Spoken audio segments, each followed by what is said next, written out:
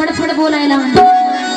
कृष्णदेवा मित्र अगोदर बोलले पण नव्हते, फक्त खाऊन पिऊन गुटगुटी झाला एवढं म्हणलं होतं. कृष्णदेव म्हणतोय गुटगुटी झालाय, राधेला काय कृष्णदेवासंग कुस्तीच खेळती काय की? कृष्णदेवा कुस्ती खेळायसारखी मी दिसले का? मंडळी दिसले का मी? ते कसं झालं माहितीये का? कृष्णदेवाला आता कृष्णदेव असा आहे, कृष्णदेवाला वाटाले कुस्ती खेळायला गेल्यावर ही राधा पडती काय की, पण कृष्णदेवा त्या सशाच्या कासवाच्या शर्यतीत माहिती की कोण जिंकलं होतं? ससा किती बी फास्ट पडला तरी दिमागानं काम केलं कासवानं. तसं की राधा तसंच आहे बरं का, राधेचं पण काम. कृष्णदेव म्हणत असन मी दिसायला असा हो आणि या राधेला येरीच एक पाय दिला की राधा जाती चेंबून, पण तसं नाही बरं का. ही राधा कोण्या टंगड्या कोण निष्ठून जाईल ते पण दिसायचं नाही, तुला कळायचं.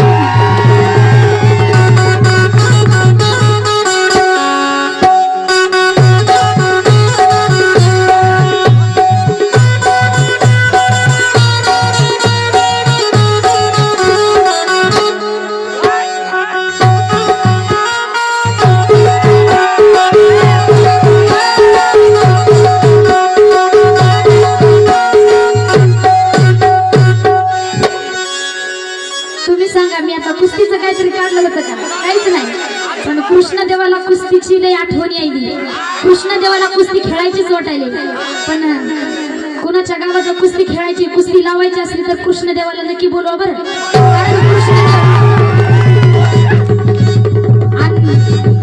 कारण कुणाला कुस्ती शिकायची असली कृष्णदेवले भारी ट्रेनिंग देते बरं का. कोणाला शिकायची का सांगा? महिला मंडळ तुम्हाला तर काय नो चॅलेंजच आहे, कारण आता कृष्णदेव लेडीज आहे. कृष्णदेवाला लेडीजला शिकवायला काहीच प्रॉब्लेम नाही. ज्याला त्या कुस्तीची ट्रेनिंग घ्यायची का त्याने एवढी लिस्ट करा, म्हणजे मी कृष्णदेवाला माझ्या सांगते. कारण मला तो कुस्ती खेळायची नाही, कारण एवढूसा जीव म्हणतात की एवढूसा जीवन करता चिव मी नाही बरं का तसं. मला कुस्ती खेळायची नाही, अजिबात खेळायची नाही.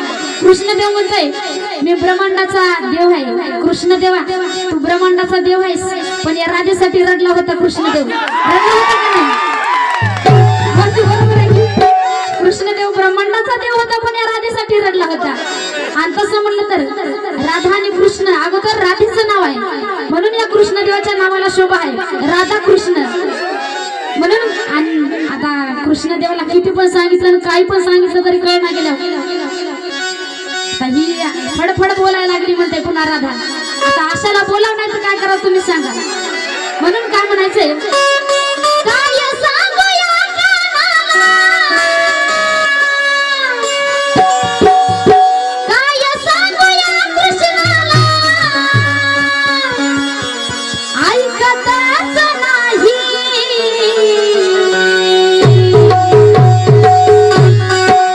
कृष्णदेव म्हणत होता मी गाडीच्या खाली उतरल नाही, तू काय मला नाही आलास काय? नाही, आता इथून खाली उतरते ना म्हणता तिथपर्यंत घेऊन येते तुला. म्हणून काय म्हणायचंय,